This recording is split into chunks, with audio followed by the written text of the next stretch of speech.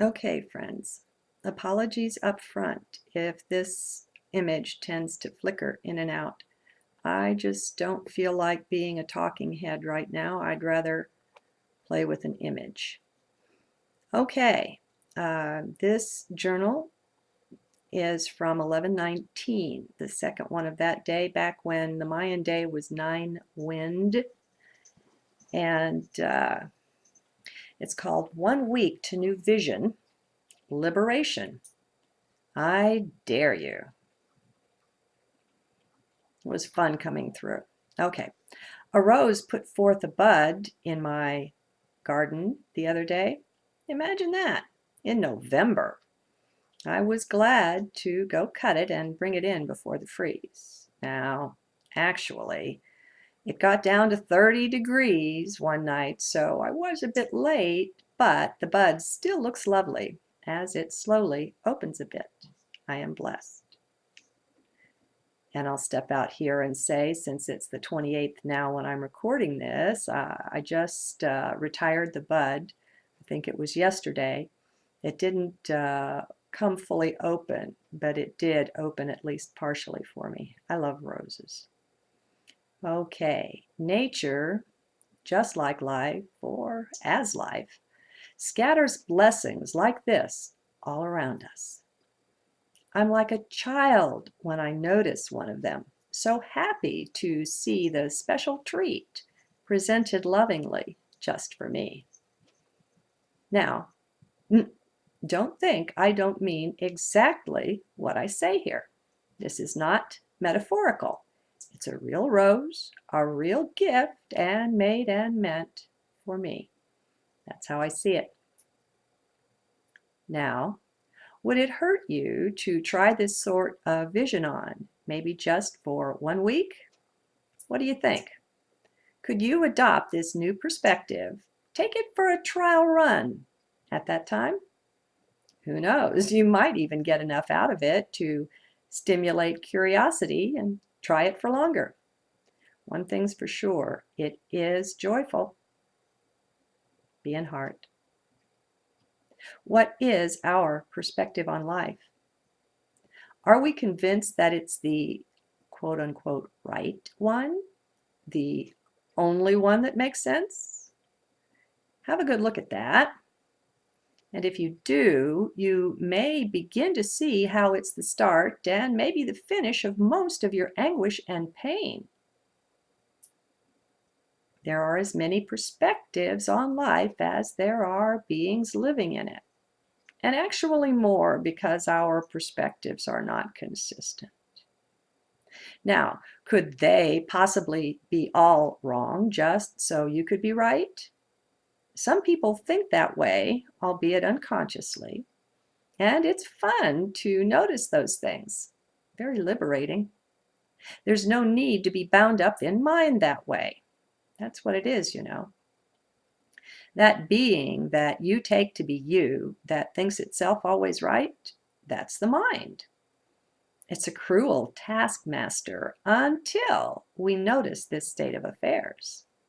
Once we see through it, though, all of that is simply over, and that's when our new life begins. It's a choice. It's always a choice how we see things. When the choice was made for us by the adults raising or teaching us in childhood, though, well, it can be rather difficult to separate out from that, to see it as not self. This goes along with adopting the perspective that all 4 levels of mind are just mind and all are ours: subconscious, unconscious, conscious, and superconscious. All of these being just one, it's time we took ownership of them all. Now, we're not used to being responsible in this way, to standing up and owning more of the fullness of self. Nowhere near it. We're taught instead to point fingers of blame, to be both discontent and quite convinced that it's through no fault of our own. Now, that's a recipe for sadness and eventual despair. unless we and until we see through the trickster's traps and simply walk free. I am so liking the gentle way this waking up happens overall. It's just a matter of either turning away or just walking away from that which I was convinced before held me tightly bound. It has been difficult learning of all the lies and outright deceit and ill will practiced on all of us, universally, from every side. It's been a real education to realize the dark depths at which some people, some beings are willing to live. The dark things they're willing to practice on the rest of us. Hard just to see and accept that. That was the really challenging part of this path so far. I truly wanted to believe in the kernel, the morsel of light I knew to be hidden within each of us. Oh, how I resisted the discovery that some really do like to do evil. They have no qualms about things that would shatter a gentle soul to commit. And so I gave up thinking that that was wrong, and that surely deep within they really wanted to change that whole shtick. Okay, yet this has to be faced. It had to be seen, to be really looked into, not just looked at. Whatever it takes to come to your own personal acceptance that this is the way of things, well, that's what it requires. Our tendency to want to just look the other way had to be looked at and recognized as well. Sometimes, even many times, that's appropriate, but not if you're running from things. Truth, those who love truth enough, are the ones who have what it takes to walk this way. We take some hard knocks, some really destructive ones along the way. Our self, as we knew it, actually gets destroyed. It dies. Really and truly, it does no more to return. How ready are we for that?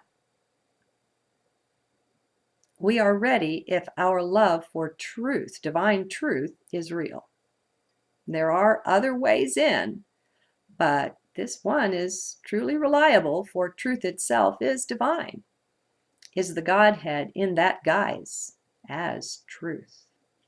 So, rather than the wishful thinking and acting that is so often practiced and taught under the law of attraction banners and other catchy phrases and philosophies, we come to the place in the road where we face the darkness, or our journey upward is done for a time, perhaps for this lifetime. And I know these are hard words. What we face is hard too. We just don't want it to be the way that it is. We fight so very hard against that, banging our lovely heads bloody against brick walls. When did you stop? Was it recent? Or do you still have a good head bang now and then? How self-defeating do you find the self being while still in the grip of old, outdated beliefs? What does it take life to do to get us to see those beliefs? How much more of the fruit of them must we taste? My salvation, perhaps, could be said to be the maxim, watch and observe. Only that. Just this watching itself has made such a radical change in this life. It came in on tiptoes, whispering and quiet. But after a time, I began to notice how powerful it was just to watch without interference, without action of any kind. Do you know how to do that? how to just watch what you're doing and not interfere. So you see yourself yelling at your spouse or the dog maybe, and yet you just watch. You do not stop yourself. Not yet. Not with what I'm sharing here. It is way too early to take any action when you've only just begun. The toughest part may be not to criticize the self for what you see, not to judge. There's a trick to it, though, and it's this. When you find any judgment or criticism showing up, that's your signal that you fell out of the now, out of heart. There's none of that energy even possible when we stay centered, guaranteed. Thus, if you see it, that's your proof of being in mind. So you leave, only that, the movement from mind back into heart. It may sound too simple, simplistic even, to be so powerful. Well, just try it, you'll see. That simple trick takes almost all the sting out of the difficulty you're having with whatever negative self-element you're observing. I'll say that again. That simple trick takes almost all the sting out of the difficulty you're having with whatever negative self-element you're observing. It cuts all self-condemnation off at the pass, banishes it completely. You'll be amazed. Even that is such a relief. Give it a try. So, just to be clear, here's the way. And oh my God, my friends, I couldn't believe it when a list of bullet points came out. Click over to the transcript to see. Okay, not numbers, but bullets. The first one, go into heart and center there. Next, watch and quietly observe self. Turn the focus inward completely. Next, whenever you find monkey mind hamster wheeling around, drop back down. And a sub-bullet, instead of criticizing self for getting distracted, turn that around. Focus instead on how wonderful it is that you noticed and corrected that by just centering again. Next, keep after this. Don't give up. 5 minutes is fine, or 3, or 10. And the last point, as you quote-unquote catch yourself doing something quote-unquote wrong, just watch. Continue on. And there are 3 sub-bullets to the last point. Do not stop what you're doing. Stay in heart. Just observe. As you're faithful to this practice, and yes, I admit it's a practice, you'll begin to be tutored from within. Now, I don't mean a voice or a heavenly being will begin discussing things with you. Way more subtle than that, unless you've got a really good imagination. You'll just begin to get hunches, intuitions. Even a new perspective will suddenly just pop in to your awareness. Now, for this to happen, you must stay centered within. Call it heart, call it staying in the now, call it whatever you will. But it's the secret, the open door or portal to light. Higher self is available through this connection. Do your part by being determined to keep your attention focused in the now, in the chest, however you do it. You're really determined about this. Now, at the start, if you're brand new to this, I wouldn't try the whole watch and observe thing. Maybe it's too much. Instead, I'd spend a few weeks or a month just practicing remembering to stay centered. At the start, this may be quite a challenge, or not. I mean, it was for me. Then again, the way things are accelerating everywhere, You may have it down pat in a week or even less. So don't limit yourself. Don't have expectations either. You'll just know when you've got it consistent enough to move on into the watch and observe mode. I put post-it notes up everywhere once upon a time and scattered sacred statues in odd places, just to bring the sense of the sacred into all of my space, my home. And it helped. Whenever I'd pass by one of them, my intention was to pause for a moment to center and get quiet within. Mostly at first, it was hit or miss a lot. Sometimes days would go by and I'd quite forget about all of it, not even notice them. Sleepwalking.